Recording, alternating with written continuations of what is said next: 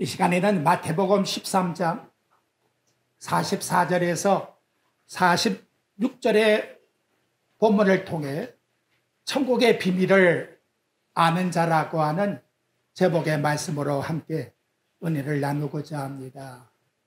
예수님께서 말씀하신 하나님의 나라라고 하는 것은 천상의 나라입니다. 오직 하나님께서 최상의 권위로 통치하시는 멸망하지 않는 영원한 나라입니다.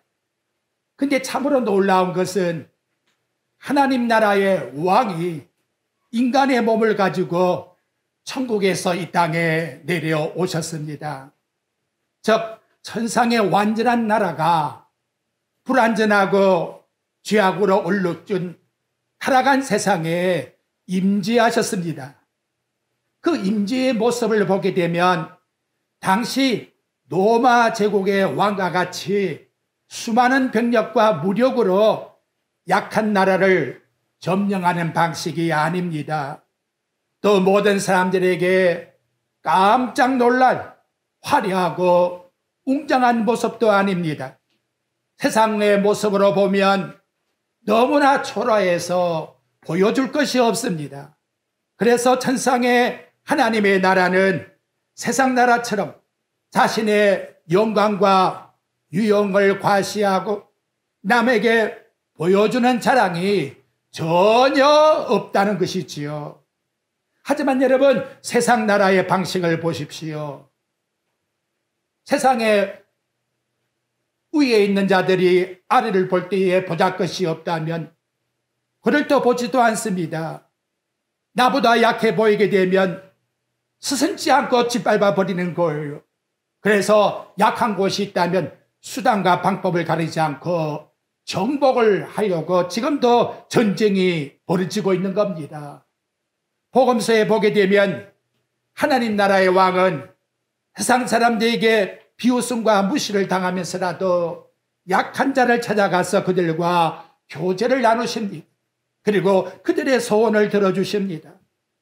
죄인들에게 그 부끄러운 수치를 벗겨주시고 악의 억눌림 속에 있는 자들을 풀어주시고 참된 가치의 소망을 주셨습니다. 그래서 하나님 나라 왕은 자신에게 찾아오는 나병 환자의 그 상처를 어루만져 주시며 고쳐주었고, 수가성의 6번째 남편과 살고 있는 여인을 친히 찾아가셔서 영원히 목마르지 않는 생명의 복음을 주셨습니다. 뿐만 아니라 사람들에게 지탄을 받았던 세리 삭개오를 뽕나무 위에 있는 걸 불러서 그의 집에 찾아가 죄인들과 함께 음식을 나누며 교제하신 분입니다. 즉 하나님의 나라는 그 왕이 죄인들을 찾아가십니다. 죄인들과 함께 하십니다. 그리고 죄인들과 함께 먹고 마셨습니다. 하나님 나라를 왕이 이 땅에 초청할 때에 하신 말씀은 이 세상에 나는 의인을 부르러 옴이 아니라 죄인을 불러 구원코자 하심이라고 말씀하셨습니다. 또 하나님의 나라는 누가복음 17장 20절과 21절에 보니까 여기 있다 저기 있다 그렇게 못하리니 하나님의 나라는 따라합시다. 너희 안에 있느니라. 우리의 마음에 하나님의 나라가 있다고 말씀합니다. 이 땅에 임하신 하나님의 나라는 영토도 없어요. 군대도 없어요. 제도도 없습니다. 조직도 없습니다. 규칙도 없어요. 오직 예수를 하나님으로 믿는 그 자 안에 하나님의 나라가 임재했다는 거예요. 그러니까 만약 세상의 기대와 야망으로 하나님 나라를 바라보게 된다면 이 땅에 임하신 하나님 나라의 왕은 십자가에 못 박혀서 죽으신 그것이 마감이라고 우리에게 보여주고 있는 거예요. 인간의 기대와 소망을 가지고 예수 그리스도를 통해서 뭔가 세상의 것을 기대한다면 실망할 수밖에 없다는 거예요. 그래서 예수님이 십자가에 못 박혀 죽으니까 제자들이 기대했던 게 다 무너져서 옛날의 직업으로 고향으로 돌아갔다라고 이렇게 말씀하고 있습니다. 그렇다 같으면 진정 하나님 나라의 비밀이 뭘까요? 감추인 비밀이 뭘까요? 그것을 오늘 마태복음 13장 44절 이하에서 우리에게 일러주고 있는데, 먼저 하나님 나라의 비밀에 관해서 여러분 13장 11절 말씀의 내용에 보게 되면 거기에 이렇게 말씀합니다. 대답하여 이르시되 천국의 비밀을 아는 것이 너희에게는 허락되었으나 그들에게는 아니 되었도다. 즉 하나님 나라의 비밀을 모든 사람들이 다 아는 것이 아니라고 말씀하면서 너희에게만 허락한 이것이 곧 천국의 비밀이라고 말씀하고 있습니다. 근데 여기 나타나고 있는 이 천국의 비밀이 세상의 부귀와 영화를 누리는 그런 비밀이 아니라는 걸, 천국의 비밀을 일러주는 것은 세상 사람들이 아무리 노력하고 수고하고 얻으려고 해도 얻을 수가 없는 영생이라고 하는 생명을 주기 위한 비밀을 우리 예수님께서 교회를 통해서 이 땅에 주셨다는 것. 그래서 바울 사도는 에베소 3장 10절과 11절 말씀에 보면 이렇게 말씀합니다. 이제 교회로 말미암아 교회를 통해서 하늘에 있는 통치자들과 권세들에게 하나님의 각종 지혜를 알게 하려 하셨으니 곧 영원전부터 우리 주 그리스도 예수 안에 예정하신 뜻대로 하신 것이라. 교회라는 것은 하나님의 감추인 비밀을 드러내어서 알려주는 곳인데 그 비밀을 천사들도 알기를 원하는 비밀이라고 말씀하고 있다는 거지요. 하늘나라 천국의 비밀을 교회에 와서 세상의 목적과 성취를 위해서 구하고 있다면 전혀 관계가 없다는 거예요. 본질한 육체가 세상에서 취하고자 하는 그 목적, 그것이 하나님 나라 교회의 비밀과는 아무 관계가 없다는 거예요. 그러니까 여러분, 교회라는 것은 우리라는 공동체를 뽐내고 자랑하고 높이려고 하는 것이 아니에요. 그런 목적이라면 그 교회는 하나님 앞에 진노를 받는 바벨탑을 쌓고 있다는 것. 교회라는 것은 그리스도의 지체예요. 지체. 우리 모든 그리스도의 지체가 그분이 이 땅에 오셔서 겸손하게 생긴 그 모습을 드러내는 거예요. 그것이 하나님 나라의 진정한 교회의 모습이라고 일러주고 있는 거예요. 근데 이걸 교회 공동체가 다 아느냐? 11절 말씀 다시 보게 되면 너희에게는 허락되었으나 그들에게는 허락되지 아니했다라고 말씀하고 있습니다. 여러분, 너희에게는 하는 말씀 속에는 예수님의 제자들을 가르치지 않겠습니까? 그 제자들에게 예수님이 어떻게 했느냐? 쉴만한 시간이 있으면 마가복음 4장 34절에 보게 되면 혼자 계실 때에 그 제자들에게 모든 것을 해석하시더라. 하늘나라의 비밀의 그 오묘한 것을 제자들에게 다 가르쳐 주었다는 거지요. 그 안에는 분명히 다른 유다도 들었다는 거예요. 하지만 하나님 나라의 입성자가 다른 유다가 되지 못했다는 걸 보게 되면 하나님 나라의 비밀은 아버지가 택하여 오라고 한 자가 아니면 누구도 이 뜻을 알 수가 없는 것이고, 그리고 하늘나라의 비밀을 소유할 수가 없다는 것을 일러주고 있는 것입니다. 그걸 마태복음 13장에 앞서 나오는 네 가지의 씨 뿌리는 비유에서 우리들에게 일러주고 있습니다. 씨를 뿌렸는데 밭에 떨어진 씨앗은 돌밭에 떨어진 씨앗도 있고 가시덤불에 떨어진 씨앗도 있고 떨기나무 아래 떨어진 씨앗도 있고, 그런데 천국의 비밀을 아는 자는 어떤 씨앗이냐? 좋은 옥토에 떨어진 씨앗이라고 말씀합니다.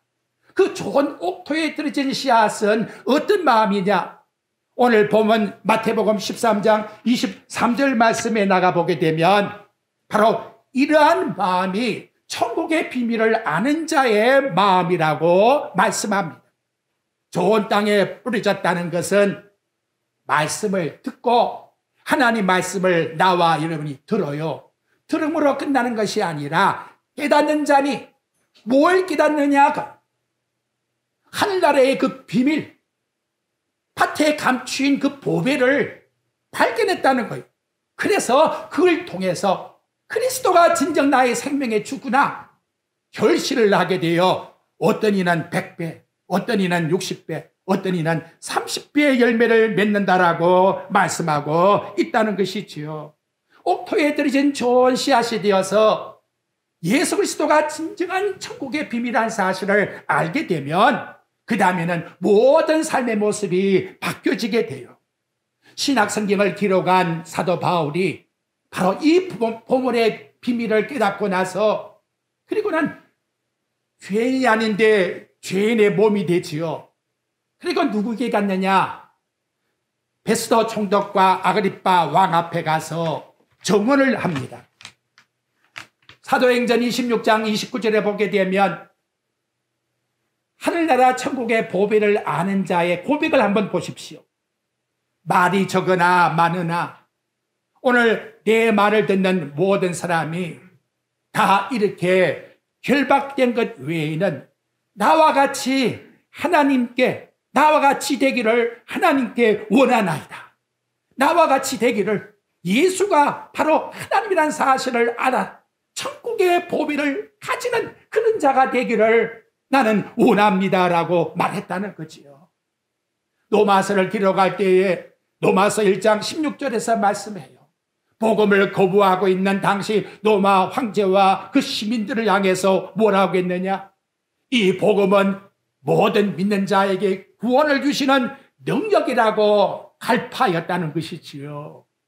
여러분, 우리 찬송가 94장 부르지요? 주 예수보다 더. 바로 이것을 작곡한 분은 미국의 목사 부인이었던 밀러 여사가 1925년에 작사를 했습니다. 내용이 뭐냐? 주 예수보다 더 귀한 것은 없네. 이 세상 부귀와 바꿀 수 없네. 영죽을 나 대신 돌아가신 그 놀라운 사랑 잊지 못해. 세상 즐거움 다 버리고 세상 자랑 다 버렸네. 정말 이 가사처럼 나와 여러분 고백할 수 있습니까? 바로 이러한 고백이 천국의 보배를 알고 땅에 감추인 보화를 아는 자의 진정한 하나님 앞의 고백입니다. 주 예수 그리스도를 위해서라면 내 모든 것 다 희생한다 할지라도 그분이 진정한 나의 보배입니다 라고 이렇게 고백을 한다는 것이지요. 오늘 나온 나와 여러분, 우리에게 진정한 보배가 무엇입니까? 진정한 가치가 무엇입니까? 오직 예수 그리스도 한 분 믿는 이 믿음을 통해서 진정 내 마음속에 감사하며 이것이 진정한 절대적 가치라는 사실을 우리 주님 앞에 고백드릴 수가 있습니까? 여러분, 예수 그리스도를 믿음으로 영원한 천국의 영생을 얻는다는 절대적 가치를 분명히 아는 자는 세상에 엘리야처럼 모세처럼 기적을 행한다 할지라도 그거 부러워하지 않습니다. 뭘 부러워하느냐? 십자가에 못 박혀 죽을 때에 구원받은 그 강도의 고백처럼 당신의 나라가 임할 때에 나를 생각해 주소서. 예수님이 하나님이라는 사실을 믿는 그 믿음을 이 땅의 최고의 고백으로 가치로 믿고 살아간다는 것, 이것을 나와 여러분의 신앙으로 진심으로 고백드리는 저와 여러분이 되시기를 주의 말씀으로 축복드립니다. 이제 천국 비유에 대한 배경을 볼게요. 땅속에 감추인 보화라고 44절에서 출발을 하고 있지요. 이 배경이 뭐냐? 옛날 고대에는 귀중한 가지고 있어도 요사이와 같이 은행에다가 안전한 곳에 보관을 해 줄 수가 없다는 거지요. 인간들이 지혜를 짜서 어떻게 하면 될까? 그래서 자기만 아는 곳에 땅을 파서 그 속에다가 보화를 감추어 두었다는 것이지요. 하지만 땅에 감춰 주었다고 해서 그것이 영원히 자기에게 보장될 수 있는 그런 보장이 될 수 있느냐? 그게 아니라는 거예요. 이유는 뭐냐? 당시에는 전쟁도 많이 일어났고 불의의 사고도 많았기 때문에 세월이 흐르다 보게 되면 방치되어 버렸다는 거지요. 그런데 땅을 빌린 어떤 소작인이 밭을 갈다가 보니까 약간 이상해. 그래서 그것을 파보니까 거기에 보화가 나왔다는 거예요. 그래서 그걸 얼른 파묻어 두고는 자기 집에 가서 모든 가산을 다 팔아가지고 그 집주인이 누구냐 하고 가서 이 땅을 나에게 주시오 하고 그 땅을 샀다는 거예요. 그래서 그 땅 속에 감추인 보화가 곧 자기의 것이 되었다. 이렇게 우리에게 말씀해 주고 있습니다. 이것은 세상에서 예수 믿는 사람들이 어떻게 하면 돈을 많이 버느냐, 그걸 일러주는 말씀이 전혀 아니에요. 천국은 감추인 보화라. 천국에 대한 내용을 쉽게 설명해 주기 위해서 이런 예화를 설명하고 있다는 것입니다. 여러분 44절의 내용의 본문을 보십시오. 천국이라고 하는 그 가치, 마치 땅에 감추인 보화와 같은데 사람의 일을 딱 발견하고 나니까 어떻게 되냐? 숨겨두고 마음이 벅차올라서 너무 기뻐서 그래 돌아가서 어떻게 자기의 모든 소유, 자기 모든 자산을 다 팔아가지고 이 땅을 사는 자와 같다라고 이와 같이 말씀하고 있다는 거지요. 소작인이 땅속에 있는 보화를 발견했을 때에 그 보화의 가치가 딱 마음속에 어떻게 결정되었느냐? 상대적 가치가 아니라는 거예요. 이런 절대적 가치라는 거예요. 이게 이 세상에 있는 모든 것 내가 다 팔아도 이것만 못하다는 거예요. 분명히 이것만큼은 내가 최고의 가치를 가지고 내가 살아야 되겠다 하는 그 가치성을 발견했기 때문에 당신은 모든 것을 희생할 수 있었다라고 말씀하고 있습니다. 여러분 세상에는 다 가치관이 있어요. 아침부터 저녁까지 왜 수고하며 또 노력하고 있습니까? 그에 대한 가치를 알기 때문에 시간도 투자하고 몸도 투자해서 평생토록 수고하는 것이지요. 근데 인간의 최고의 가치라고 여긴 그것이 결론에 가서 우리에게 남겨집니까? 솔로몬 왕은 세상의 모든 걸 다 가져보았습니다.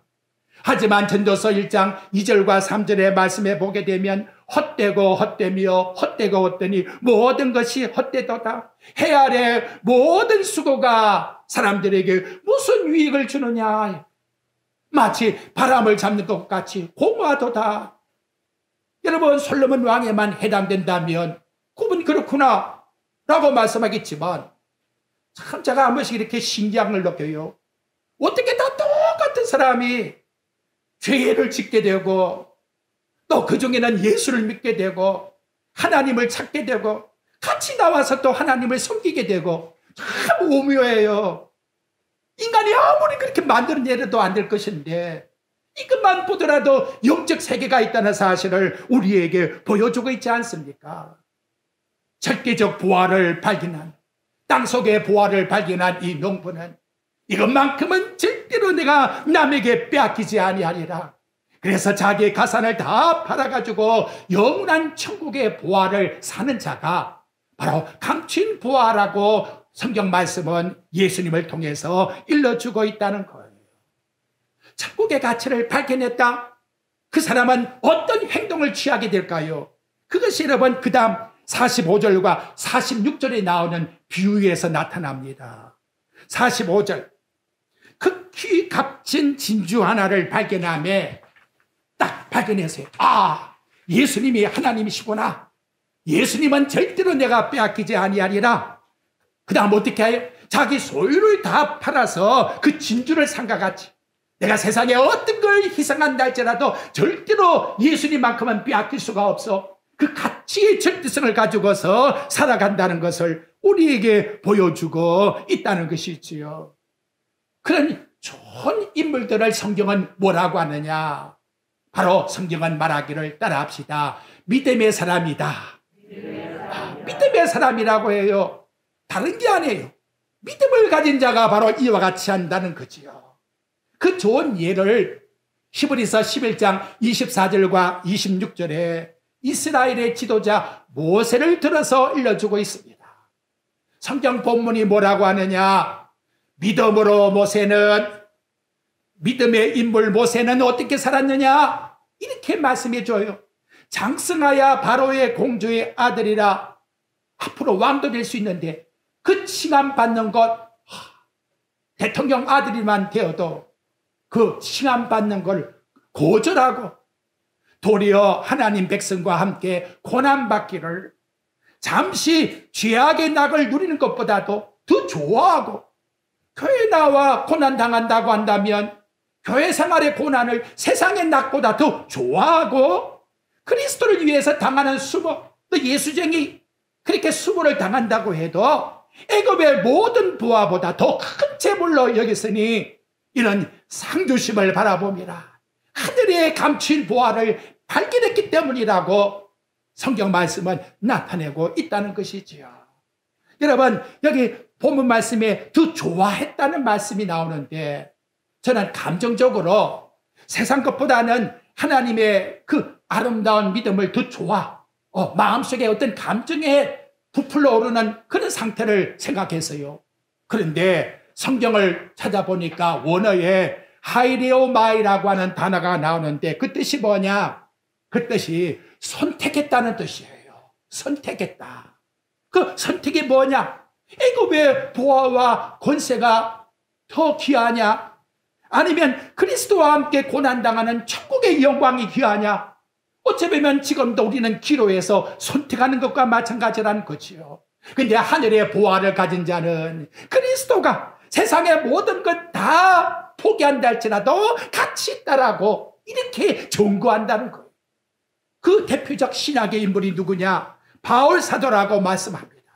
빌립보 3장 8절 말씀에 보게 되면 바울은 예수 그리스도에 가진 이 놀라운 보화가 세상 것과 비교할 때에 모든 것 다 배설물로 여긴다, 이렇게 그리스도의 보화를 높이고 있다는 것이지요.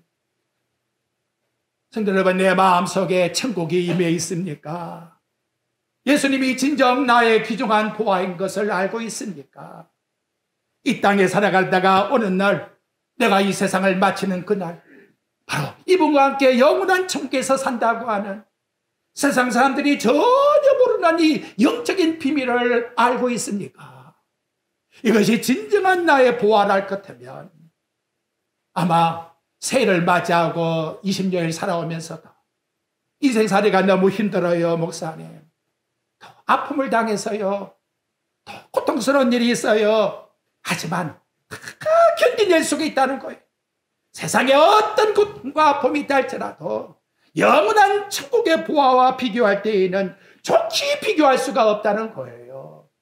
그것이 아직도 인식이 안 된다 하면, 제가 갈매기 줍는 비유를 하잖아요.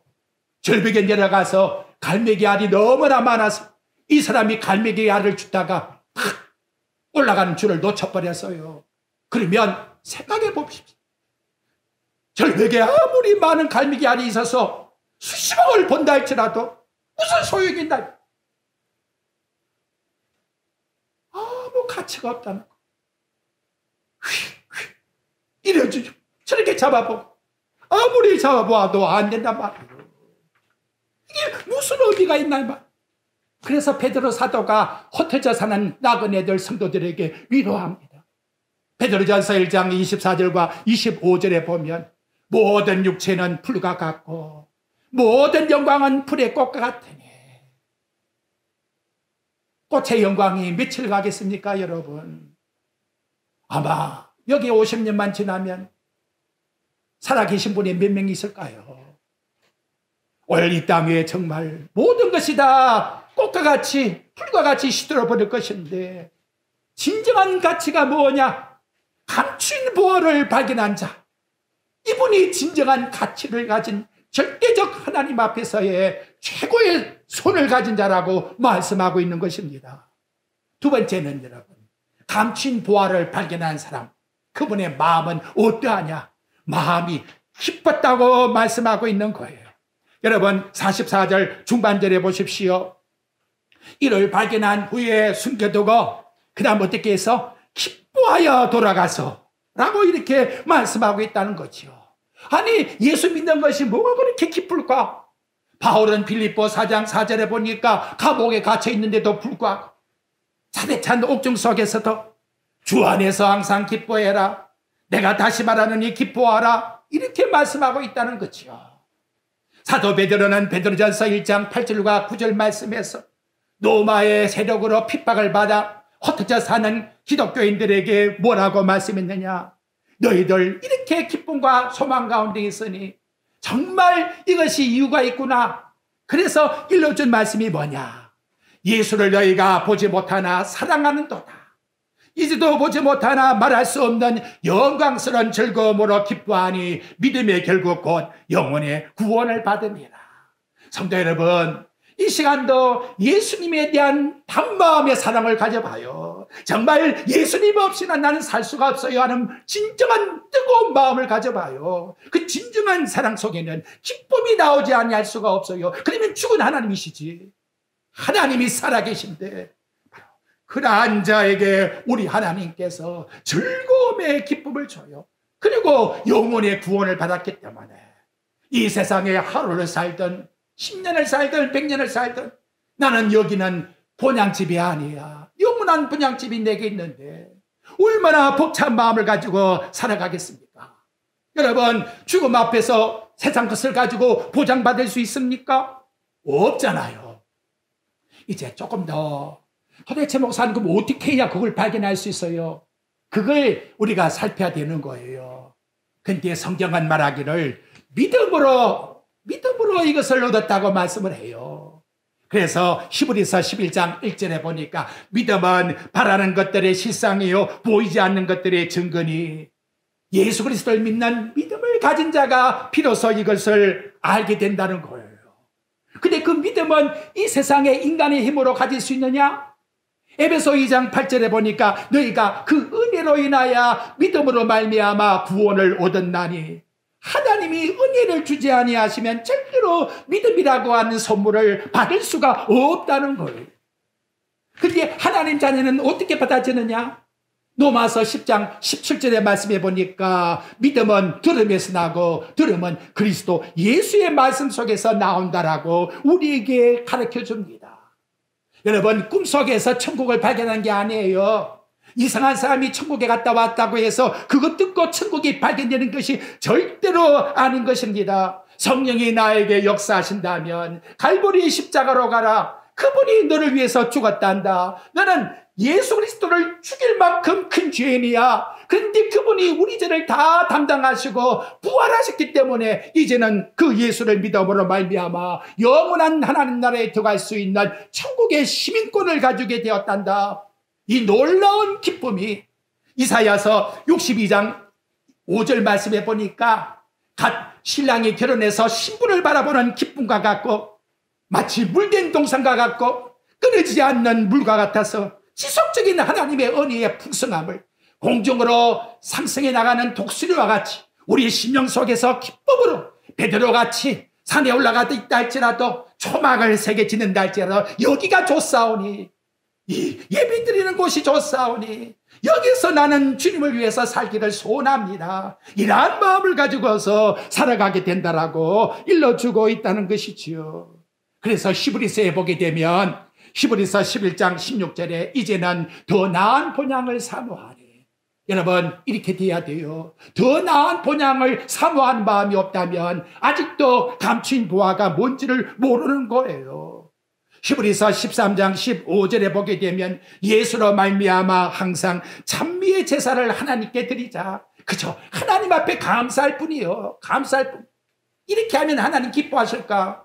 하나님 그것 보고 기뻐하는 게 아니라 우리는 하나님께 나와서 그저 감사할 뿐이라는 거지요. 그럼 여러분 하나님 나라가 뭐예요? 로마서 14장 17절 말씀에 보니까 하나님 나라는 먹고 마심의 문제가 아니에요. 뭘 먹고 어떻게 먹고 이게 아니란 말이에요. 성령 안에서 의와 평강과 희락이라고 말씀하고 있다는 것이지요. 성도 여러분, 귀한 것이 있으면 다 내가 점검을 하잖아요. 그 돈이 어디 있는가 하고 그 금가락지가 어디 있는가 하고. 그런데 우리 예수 믿는 사람에게 더 중요한 게 있어요. 내 마음속에 예수 그리스도가 임지에 계시는가를 확인해 보라. 확인해 보라. 고린도후서 13장 5절에서 말씀합니다. 이 비밀이신 그리스도가 골로새 21장 27절에 보면 우리 마음에 계시는 영광의 소망이라고 일러주고 있다는 것이지요. 그러므로 여러분, 우리는 세상 것 가지고 논하면 안 돼요. 먹고 마시는 것 가지고, 절기와 초하루를 가지고, 누가 높니 누가 낮니 이것 가지고 비판하면 안 되는 거예요. 그건 다 그림자에 불과한 거예요. 진실로 실상이신 그리스도를 믿는다 같으면 고기를 먹든 풀을 먹든 그 무슨 상관이 있단 말이에요. 정말로 내 마음의 기쁨으로 마치 동방박사들이 아기 예수님께 예배를 드릴 수 있다면 가다가 죽더라도 내 황금과 유황과 몰약을 다 드린다 할지라도 오병이의 그 아이를 보십시오.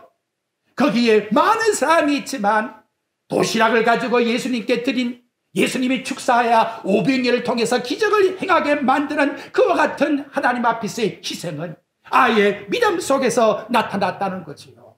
근데 놀라운 것은 여러분, 예수님이 말씀하시기를 너 예루살렘에 있는 화려한 가운데 성전에 예배드리는 그 성전은 무너지리라. 그 아무 가치가 없다 그래. 아무 가치가 없다. 내가 요구하는 것은 바로 신령과 진리로 예배드리는 자 두세 사람이 모인다 할지라도 예수 그리스도가 하나님이라는 사실을 알고 믿는 자가 바로 하나님이 받은 예배라고 말씀하고 있다는 거지요. 여러분, 헤롯 왕이 뭐라고 합니까? 그리스도 나심이 어디 있느냐? 그 계신 곳을 내게 알려주라. 나도 가서 그에게 경배 드리고자 하노라. 마음이 엉큼하지요. 죽이려고. 그래서 예수님이 바로 그 자는 여호라, 교묘한 자라 이렇게 말씀하고 있다는 거지요. 오늘 우리 마음속에 바디메오 같은 마음을 가집시다.